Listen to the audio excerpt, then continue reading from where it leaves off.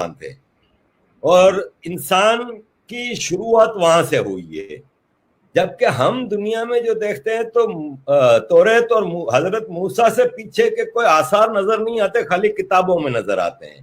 तो Abrahamic religion है, उनको हम देखते हैं कि उन्होंने डिराइव भी ज्यादातर चीजें सनातन धर्म से की हैं, जैसे कि इसमें पूजा होती है, जन्नत जन्म का कॉन्सेप्ट है, पाप पुण्य का कॉन्सेप्ट है, ये सब सनातन धर्म में है, लेकिन ये चीजें डिराइव की गई हैं अब्राहमिक रिलीजन में।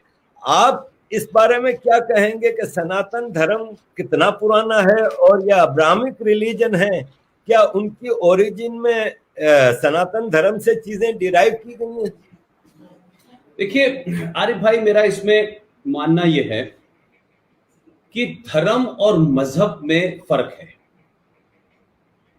सनातन को हम जो मानते हैं और जो हम अगर सनातन की सही बात कहें तो जो 5 तत्व हैं, जो 5 एलिमेंट हैं जिससे हमारे पूरा जिस्म बना है, जिससे ये कायनात बनी हुई है, हम उसको लास्ट मानते हैं। और सनातन में कोई पूजा का कंसेप्ट, कोई मंदिर का कंसेप्ट कभी नहीं था। जैसे जैसे जैसे इस कायनात के अंदर पेड़ हैं, नदियां हैं, पहाड़ हैं, हवा है, आसमान है, सनातन में 5 तत्व हैं, 5 एलिमेंट हैं: आकाश, वायु, जल, अग्नि और पृथ्वी। अब ये मिलके कायनात बनी है। अब अगर इसमें से कुछ भी आप माइनस कर दें तो आप ये समझे कि कायनात हिल जाएगी। तो हम ये मानते हैं कि जो कायनात के हिस्से में पेड़ है, पर्यावरण है, सूरज है, हम भी वही हैं, हम उसके हिस्से हैं, हम सिर्फ चल फिर रहे हैं। लिहाजा हमारे सनातन में, या जो भी सनातन को मानते हैं, उसमें आप देखिए कि सूरज की पूजा है, यानी सूरज के प्रति थैंक करना है सुबह उठ करके। तो जो हमारे कहा जाता है सुबह उठ करके आप सूरज को की तरफ आप थैंक्स करें, और ये सारा का सारा साइंटिफिक है। इसका किसी किताब से, किसी कोई पैगंबर से कोई लेना देना नहीं है। ये आप यूं मानिए कि क्योंकि हमारे यहां साइंस को साइंस की भाषा में या साइंस की जबान में आगे कन्वे नहीं कर पाए, तो अक्सर होता यह है कि जैसे बच्चे को आप कितना भी कहिए कि दूध पी लो, दूध पी लो, तो आप उसको डराते हैं भौंबो आ जाएगा। आप आग से कितना भी डराते हैं, लेकिन वो आग में हाथ दे देता है, उसको पता ही नहीं होता आग क्या है, लेकिन आप आपको कोई नाम दे देते हैं और आप उसको एक सिंबॉलिक तरीके से डराते हैं, सिंबॉलिक तरीके से उसको नजदीक ले जाने की बात करते हैं। तो इसी तरीके से हम जब ये कहते हैं कि गंगा मां, हम जब ये कहते हैं गंगा की पूजा करनी चाहिए, तो ये पूजा बेसिकली उस गंगा तक साइंटिफिकली उस आदमी को पहुंचाने का एक जरिया है, उसको फेथ से जोड़ते हैं हम। और हम गंगा की पूजा इसलिए नहीं करते कि जितनी भी नदियां हैं, किसी का सरस्वती नाम है, किसी का जमुना नाम है, और हमने उसको मां का दर्जा दिया हुआ है। हम ये मानते हैं कि जो मां आपको 9 महीने पेट में रख करके पैदा जब करती है, वो दुनिया की सबसे पवित्र होती है, उसका मुकाम दुनिया में सबसे ऊपर माना जाता है। और जितनी मां पवित्र है, उतनी ही तुम्हें गंगा मां को पवित्र रखना है, क्योंकि वो जीवन देती है, बगैर पानी के जीवन नहीं है। इसलिए हमने हर चीज को सिंबॉलिकली उसको पूजने की बात की। हमारे यहां पर्यावरण की बात होती है। हम जब सुबह सुबह उठते हैं, जो सनातन में है, सुबह चारपाई से उठने से पहले हम धरती को हाथ लगा करके अपने दिल पे लगते हैं, यानी उसको भी अब प्रणाम करते हैं, फिर पैर रखते हैं। आपने गंगा में देखा होगा कि जितने भी लोग जाते हैं पूजा करने, पहले गंगा के थोड़े पानी को लेकर के अपने ऊपर छिमकते हैं, उसके बाद पैर डालते हैं। डायरेक्ट गंगा में पैर नहीं डाल सकते आप। ये आप उस गंगा जो आपको पानी दे रहा है, क्योंकि पैर हमेशा आदमी का गंदा होता है चलने की वजह से, और हाथ हमेशा साफ होता है क्योंकि वो उसके मुंह पे लगता है, हाथ पे लगता है। तो गंगा का पानी पहले छिमकते हैं, फिर हम गंगा में पैर डालते हैं। सूरज क्या है? सूरज एनर्जी देता है। तो हम सुबह सुबह, लोगों को नहीं पता कि ये कहा गया कि सुबह सुबह एक लोटा जो है पानी का, उसको आप पानी से डालिए और सूरज की तरफ देखिए। तो जब आप सूरज की तरफ देख करके लोटे से पानी चढ़ाते हैं, तो सूरज से जो किरणें निकलती हैं और वो पानी से जब टकराती हैं और आपकी आंख में जाती हैं, तो अल्ट्रावायलेट रेज जो है वो आपकी आंखों को रोशनी को, आपकी आंखें साफ कर देती है। उसका टाइम है कि सुबह सुबह जब प्योर सूरज निकले और सुबह सुबह जब पर्यावरण, जो तमाम पेड़ पौधे हैं, उनके अंदर high intensity of oxygen production होता है सुबह सुबह। इसलिए हमारे यहाँ पीपल की पूजा बताई गई। तो पीपल की पूजा, अब क्योंकि हमारे यहाँ सिंबल को लोग ज्यादा फॉलो करने लगे, उसके पीछे की थ्योरी को लोग भूल गए। तो पीपल का पेड़ इसलिए पूजा जाता है कि पीपल का एक ऐसा पेड़ है जो 24 आवर ऑक्सीजन देता है। अब हमारे ऋषि मुनियों को या हमारे पूर्वजों को नहीं पता था कि इसे ऑक्सीजन कहा जाएगा। तो ये ऑक्सीजन तो अब अंग्रेजों ने 4 दिन पहले लिख के बताया ना कि ये ऑक्सीजन है। तो हमारे यहाँ तो पहले से पूजा हो रही है पीपल की। तो जैसे तुलसी को हमारे यहाँ कहा गया कि इसको पूजो, क्योंकि तुलसी भी साइंटिफिक पौधा है, उससे कई बीमारियों का फायदा होता है। आप खांसी जुकाम होता है, तो कुछ कुछ चीजों को सिंबॉलिकली जोड़ दिया गया हमारे यहाँ।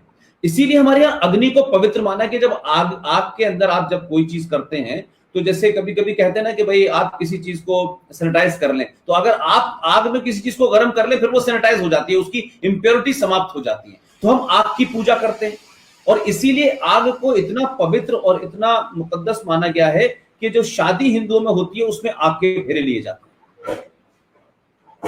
तो these are basically part of Sanatan. अब बीच में बहुत सालों के बाद ये फिर मंदिरों की परंपरा शुरू हुई, और जो मंदिर हम देखते हैं हजारों साल पुराने, वो मंदिर भी बेसिकली उस वक्त के राजाओं के पास बैंक और आरबीआई नहीं था। तो मंदिर में यह था कि कोई भी आदमी जाएगा इस नियत से नहीं जाएगा कि चोरी करेगा। तो सारा का सारा धन उस जमाने मंदिरों में रखा जाता था। अब मंदिर में एक सिंबॉलिक देवता बना दिया जाता था कि ये इसकी रक्षा करेगा। तो सिंबल पे ज्यादा लोग चले गए हैं, उसका जो मेन मकसद था, जो उसकी असली रूह थी, उसको भूल गए हैं। तो मैं ये मानता हूं कि मजहबों के अंदर कोई किताब होगी, कोई पैगंबर होगा, किसी के जन्म से होगा, भाई इस्लाम 1400 साल पहले आया, क्रिश्चियनिटी आई, लेकिन सनातन की तो कोई डेट ही नहीं है। सनातन तो इस कायनात के साथ है और तब तक चलेगा। इसीलिए जब हमारे यहाँ किसी का इंतकाल हो जाता है, तो जब हम उसको अग्नि में कहते हैं, उसको जला देते हैं, तो हम कहते हैं कि हमने उन्हें 5 तत्वों में विलीन कर दिया। यानी जो 5 तत्व थे, फिर दोबारा से हमने उसी के अंदर उनको रखे और फिर हमने किसी गंगा में। तो ये बेसिकली फिलॉसफी हमारी सनातन की है। लेकिन अब संकट क्या हो रहा है, क्योंकि पॉलिटिकल डिस्पेंसेशन जब आते हैं, अरे भाई, तो लोग करते ये हैं कि अपने अपने एजेंडे के तहत, जिसको मैं ये कहता हूं कि राज सत्ता यानी स्टेट नेशन के अंदर इंटरफियर करना शुरू कर देती है। और स्टेट और नेशन के बीच का जो डिफरेंस है वो बहुत साफ है, लेकिन ओवर द टाइम स्टेट ये समझने लगी कि वही नेशन है। जैसे स्टेट और नेशन में फर्क मैं क्या कहता हूं, एक सरकार आई, वो सरकार किसी आइन से चलेगी, पुलिस है वो आईपीसी से चलेगी, कोर्ट अपने कोर्ट के तरीके से चलेगी। तो ये नेशन को चलाने का एक छोटा सा इंस्ट्रूमेंट है जिसे हम हुकूमत कहते हैं। हुकूमत बदलती रहती है लेकिन नेशन नहीं बदलता। जैसे भारत राष्ट्र की ये आस्था है, उसका ये यकीन है, उसका ये अकीदा है कि हम जब कोई प्रोग्राम शुरू होता है तो हमारे यहां सरस्वती वंदना गाई जाती है, कोई फंक्शन शुरू होता है तो हम दीप को जलाते हैं। ये स्टेट नहीं कह रहा हमसे कि आपको दीप जलाना है, सरस्वती वंदना गाना है, ये स्टेट नहीं कह रहा हमसे। तो स्टेट तो कायदे कानून से चलती है, जो किताब है, लेकिन राष्ट्र जो है, जो नेशन है, वो अपने हजारों साल की परंपराओं से, आस्थाओं से, संस्कृति से चलती है, जो एक लंबे समय के बाद इवॉल्व करती है। वो एक दिन में इवॉल्व नहीं करती, वो हजारों साल की प्रैक्टिस के बाद इवॉल्व होता है। तब हम ये कहते हैं कि ये भाई हमारे संस्कार हैं कि मेहमान घर पे आएगा तो उसको कुछ मीठा खिला करके उसको वेलकम करना है, चाहे वो बुढ़ी हो। अब ये किसी किताब में नहीं लिखा हुआ। शादी आपने 7 फेरे ले लिए और सबके सामने करी, कोई कागज पे नहीं लिखा हुआ, सारे लोगों ने देख लिया, शादी हो गई, लड़के लड़की। अब किसी के पास सर्टिफिकेट नहीं है, आज की दुनिया में सर्टिफिकेट की बात होती है। तो हमारे यहाँ ये एक इवॉल्व है कि भाई उनकी लड़की की शादी कैसे हुई है, अरेंज हुई है कि लव मैरिज हुई है। लव मैरिज होगी तो कोर्ट में होगी, अरेंज होगी तो पूरे समाज के सामने होगी, सब कुछ सबके सामने होगा। उस समाज के दबाव की वजह से लड़का लड़की उस रिश्ते से निकलेंगे नहीं। तो दीज आर बेसिकली, मैं स्टेट और नेशन के फर्क की बात करता हूं, बिल्कुल वैसे ही जैसे धर्म और मजहब की बात करता हूं। मजहब में ये करना है, ये नहीं करना, हम मजहब में ये करेंगे, दूसरा ये करेगा, तो वो आपको डिफरेंशिएट करना शुरू कर देता है। और इसके बीच में उसके बीच में। अब अगर आरिफ जकारिया अजाकिया साहब आप कहते हैं मैं सनातन हूं, तो आप हिंदू नहीं हो गए, आप आरिफ अजाकिया रहेंगे, लेकिन क्या सूरज को आप नेग्लेक्ट कर देंगे क्योंकि आपके मजहब की किताब में उसके बारे में कुछ और लिखा हुआ है या उसका जिक्र नहीं है? मैं एक एग्जाम्पल के तौर पे कह रहा हूं, क्या आप जमजम आबे जमजम का ही पानी पिएंगे? पानी पीने वहां जाएंगे? पानी तो आपके मुल्क में जो नदियां हैं उसी का पिएंगे। जिंदगी तो आपको नदी से ही मिलेगी, हवा तो आपको पेड़ों से ही मिलेगी। तो आप अगर उसको मानते हैं और ये मानते हैं कि पेड़ों का रहना हमारी जिंदगी के लिए जरूरी है, पानी का रहना हमारी जिंदगी के लिए जरूरी है, सूरज की एनर्जी हमारी जिंदगी, तो आप अपनी उसके प्रति थैंक्स शो करते हैं कि नहीं करते? भाई हम थैंक्स करते हैं नहीं करते? उस थैंक्स करने को हमारे यहां लोगों ने पूजा करार कर दिया, वो थैंक्स है और कुछ नहीं है। मेरा अगला सवाल भी यही था कि क्या एक मुसलमान सनातनी हो सकता, लेकिन ये कि आपने जवाब दे दिया। यहाँ पे एक मेरा जाती इशू है, वो ये है, ताल्लुक रखता हूँ मेमन कम्युनिटी से।